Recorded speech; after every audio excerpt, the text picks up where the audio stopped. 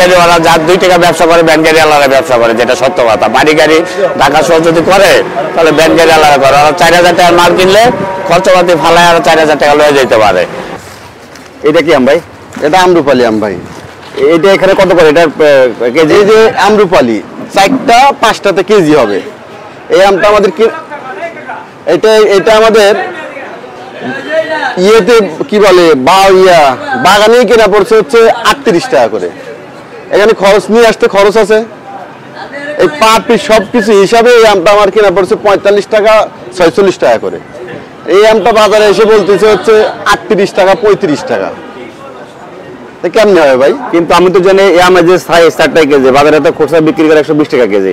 এটা মানে এই যে বললাম না যে মাঝখানে যে ফারাক, এই ফারাকটা কেমনে হচ্ছে এটাই তো ভাই আমাদের প্রশ্ন। আমরা হচ্ছে আড়তদার। এই আমটা যে রূপালী আমটা, এই আমটা বাগানে কিনা পড়ে আপনার 45 টাকা। এইখানে আমরা আসলে এই আজকে 27 টাকা বেচছি আর কি। আমি নিজে 27 টাকা করে আমার 37 টাকা 30 টাকা 27 টাকা 28 30 টাকা বেচছি। আপনার আমরা বাগান থেকে যখন আম কিনি, এক গাড়ি আম যদি ঢাকায় নিয়ে আসি, আমাদের পার গাড়িতে দেখা যাচ্ছে 35,000 40,000 42,000 করে লস চলে যাচ্ছে। আড়তদার। এই আমটা যে রূপালী আমটা, এই আমটা বাগানে কিনা পড়ে আপনার 45 টাকা। এইখানে আমরা আসলে এই আজকে 27 টাকা বেচছি আর কি। আমি নিজে 27 টাকা করে আমার কারণ আমার এবার আমদানি বেশি, আমার আমদানি বেশি। ওই জন্য আজকে মাল আনছে মনে করেন যে আপনার 100 ক্যারেটের মতন।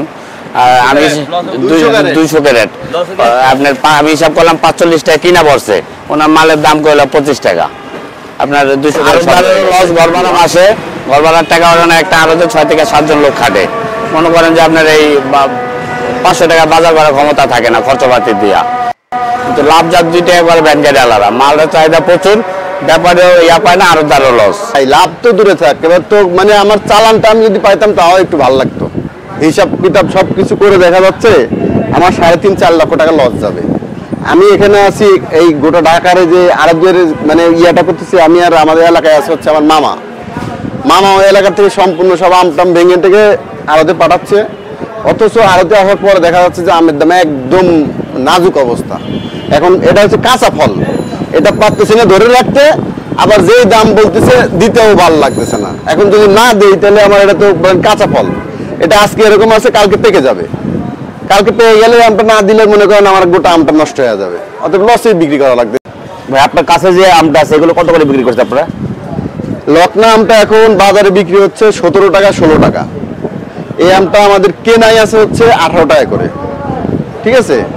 এখন এই আমটা যদি এখন লকনা বাজারে এসে যদি 16 টাকা 17 টাকা করে এখানে দেওয়া লাগে, আমাদের গাড়ির খরচ আছে, আড়তে যেই খরচ আছে এই খরচটা আছে, ইন টোটালি সবকিছু মিলে দেখা যাচ্ছে যে ঢাকা আসা অব্দি আমটার পেছনে খরচ পড়ে যাচ্ছে পার কেজিতে 22 টাকা 23 টাকা এবং 25 টাকা।